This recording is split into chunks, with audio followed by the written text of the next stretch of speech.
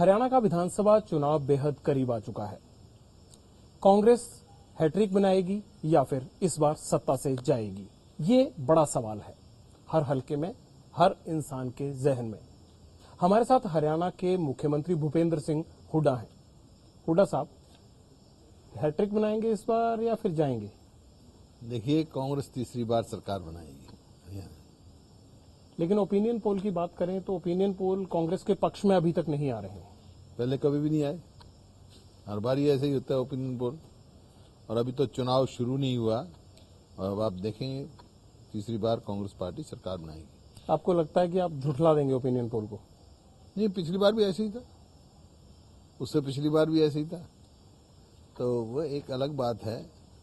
Opinion poll कई 1000 आदमी से लिया या क्या तरीका अपनाते हैं, मैं इस बारे में नहीं है। अलग अलग ओपिनियन पोल हैं, कई ओपिनियन पोल बता भी रहे हैं, हमने भी कराए हैं ओपिनियन पोल, वो फेवरेबल भी हैं। ये तो अलग अलग बात है, लेकिन जैसे मैंने कहा कि तीसरी बार कांग्रेस पार्टी की सरकार बनने जा रही है। आपके ओपिनियन पोल में कितनी सीटें आ रही हैं कांग्रेस की?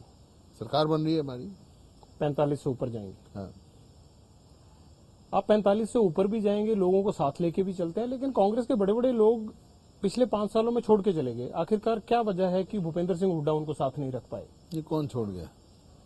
चौधरी वीरेंद्र सिंह चले गए, कैप्टन अजय यादव जाते जाते रुके, राव इंद्रजीत चले गए, धर्मवीर चले गए, कुछ एमपी बन गए, कुछ मंत्री बन गए। ऐसा है, ये जो आप कह रहे हो, किसी व्यक्तिगत बात नहीं मैं करता।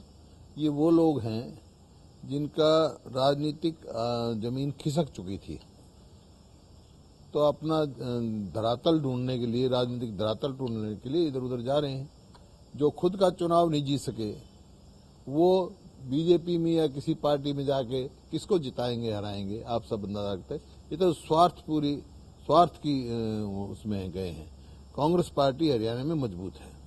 5 साल के रास्ते में चलिए, सियासी खेल बनते बिगड़ते रहते हैं, लेकिन कुछ दोस्त भी आपसे जुदा हो गए।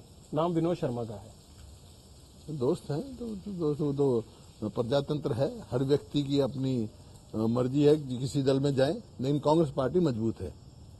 हुड्डा साहब, आप कहते हैं नंबर 1 हरियाणा, आप विकास की बात करते हैं, लेकिन चाहे विनोद शर्मा हो या फिर हरियाणा का कोई भी दूसरी पार्टी का बड़ा लीडर, वो कहते हैं कि सोनीपत, रोहतक और झज्जर या बड़ी हद गुड़गांव, इसके बाहर निकल जाए तो हुड्डा साहब ने विकास नहीं ऐसा है। कुछ व्यक्ति जिनके आप नाम दे रहे हैं, मैं व्यक्तिगत नाम नहीं लेता, वो जब तक कांग्रेस में थे, जब तो पूरा सामूहिक विकास हो रहा था, सबको सब कुछ मिल रहा था, चाहे उनके निर्वाचन क्षेत्र थे चाहे कहीं थे।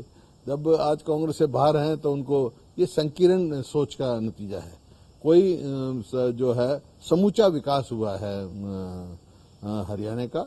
अगर ओल्ड एज पेंशन जाती है, 1000 रुपये मिलती है, पूरे हरियाणा को मिलती है। गरीब आदमी के बच्चों को वजीफा मिलता है, पूरे हरियाणा को मिलता है। ये तो एक जो है ना, उनके पास कोई मुद्दा नहीं है। ये कहेंगे भाई रोहतक सोनीपत में विकास हो रहा है, जैसे आप बता रहे हो। अब मेरे को समझ में नहीं आ रहा है ऐसा क्या रोहतक में हुआ है या क्या सोनीपत में जो और जगह नहीं हुआ। रोहतक में क्या एक IMT बना है, नया जो है एक IMT आया है। IMT रोहतक में भी बना है, तो IMT मेवात में बनाया है, IMT एक फरीदाबाद में बनाया है, IMT खरखौदा में बनाया है, IMT अंबाला में बना रहे थे हम, वो किसी कारण वजह से नहीं बन सका। फिर कांग्रेस ये प्रोपेगेंडा क्यों करते हैं आपके सामने है। नहीं, अब और कोई उनके पास मुद्दा नहीं है। आप विकास की बात करते हैं। इंडियन नेशनल लोकदल ने 2 दिन पहले राज्यपाल को एक चार्जशीट दी आपके खिलाफ। उन्होंने कहा जी कि हुड्डा साहब ने जमीनें दे देकर 1 लाख करोड़ रुपए की संपत्ति बना ली। ऐसा है, वो तो झूठ का पुलंदा है। मैं पहले भी कह चुका, on the floor of the house भी कहा है। वो तो जमीन की बात कर रहे हैं, मैं ना एकड़ की बात करता हूं ना बीघे की बात करता हूं। 1 इंच भी जमीन मैंने एक्वायर करके किसी बिल्डर को नहीं दी। अगर दी हो तो नाम जमीन का बताएं, जो वो बताएं। क्योंकि उनका काम ही झूठ और लूट का रहा है। उनकी सरकार में झूठ और लूट चलती रही है। उनका जो झूठ का पुलंदा है, मैं वकील से सलाह करके, अपने वकील से सलाह करके डिफेमेशन का इनको लीगल नोटिस देंगे और उसमें क्रिमिनल डिफेमेशन और सिविल डिफेमेशन का जो भी वकील सलाह करेगा वो हम करेंगे। पहले मुकाबला होता था इंडियन नेशनल लोकदल और कांग्रेस का। इस बार कांग्रेस का मुकाबला आपके लिए जो बड़ी चुनौती है वो बीजेपी है, और बीजेपी के लिए बड़ी चुनौती हरियाणा है।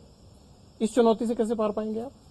नहीं, बीजेपी भी एक राष्ट्रीय पार्टी है और कांग्रेस भी राष्ट्रीय पार्टी है। लेकिन हरियाणा में बड़ा जनाधार कमा नहीं पाई है। अगर वो पिछले लोकसभा चुनाव को छोड़ दें हम, उसी में वो बड़ी पार्टी उभर नहीं, गई। मैंने तो बीजेपी की वो भी स्थिति देखी है, 2 MP थे कुल, समझे ना। ये तो लेकिन आज कांग्रेस की सरकार है और MP एक है हरियाणा में। नहीं, मैं तो पूरे देश की बात कर रहा हूँ, आप उसकी मैं हरियाणा कर की बात कर रहा हूँ। नहीं, वो तो मैंने कहा पार्लियामेंट में वो भी दिन देखा है। आज तो एक तो है, 99 में तो एक भी नहीं था। 99 के चुनाव में तो 10 की 10 हारे थे, मैं भी हारा था चुनाव। लेकिन 3 महीने के बाद विधानसभा के चुनाव हुए तो 22 सीट हमारी असेंबली की आई। पार्लियामेंट के मुद्दे और होते हैं, असेंबली के मुद्दे और होते हैं। आप ये मानते हैं कि ये चुनाव हुड्डा वर्सेस मोदी है हरियाणा में? क्योंकि जिस मुद्दे की बात आप कर रहे हैं, नरेंद्र मोदी को प्रधानमंत्री बनने के बाद सबसे पहले हरियाणा का चुनाव आया है, तो ये इम्तिहान के तौर पे माना जा रहा है। ऐसा है तो चुनाव तो मोदी वर्सेस हुड्डा ही हुआ ना? देखिए, नरेंद्र मोदी देश के प्रधानमंत्री हैं, वो मुख्यमंत्री का चुनाव नहीं लड़ रहे हैं। लेकिन उनके नाम पे पूरे देश में आपने पहले कहा कि उनके नाम पे वोट पड़ा। हाँ, सही आपने बात, पहले वो कहा, तो हरियाणा में भी उनके नाम पे पड़ेगा ना। पार्लियामेंट की बात है, मैं कह रहा हूँ पार्लियामेंट के मुद्दे और होते हैं और असेंबली के मुद्दे और होते हैं। हरियाणा गुरुद्वारा मैनेजमेंट कमेटी की बात करें तो भूपेंद्र सिंह हुड्डा ने 10 साल क्यों इंतजार किया? आखिरकार उनको लगा कि UPA 1 और UPA 2 में सेंटर सरकार के लिए मुसीबत खड़ी हो सकती है, इसलिए जैसे ही नरेंद्र मोदी की सरकार आई, आपने तुरंत अपना मास्टर स्ट्रोक खेल दिया कि जो 40% आबादी है उनको खुश करने के लिए आपने हरियाणा गुरुद्वारा प्रबंधक कमेटी अलग से बना दी। नहीं, ऐसी बात नहीं है। हमारे मैनिफेस्टो में था, कोई एकदम ऑल ऑफ सडन फैसला नहीं हुआ। मैनिफेस्टो में 2005 में भी था, 2009 में भी था। CLU को लेकर बड़ी चर्चा होती है कि बहुत सिफारिशी CLU दी गई और उसमें राजनीतिज्ञों से लेकर ब्यूरोक्रेट से लेकर तमाम बिरादरियों ने खूब पैसा बनाया। ऐसा इल्जाम बार बार आपके विरोधी भी लगाते हैं। उनके पास और मुद्दा ही कोई नहीं है। अब मैंने तो एक आदमी का पढ़ा है कि ये कह रहे हैं कि इतने 1000 एकड़ बिल्डर्स को दे दी। मैं कहता हूं भाई 1 इंच दी हो तो मैं आज ही राजनीति छोड़ देता हूं, on the floor of the house. कह चुका मैं कि एक्वायर करके 1 इंच भी मैंने किसी की दी हो। तो झूठ का तो कोई आधार नहीं। झूठ तो जो जिनका आधार ही झूठ और लूट रहा और जिसकी राजनीति का, तो उसका तो मेरे पास कोई जवाब नहीं है। आप किसी भी लोगों ने जवाब दे दिया था। क्या आप किसी भी तरह से जांच से भी नहीं घबराते इस मामले में? नहीं, कोई नहीं, तो खुली छूट। अब तो केंद्र में हमारी सरकार नहीं है, खुली छूट है।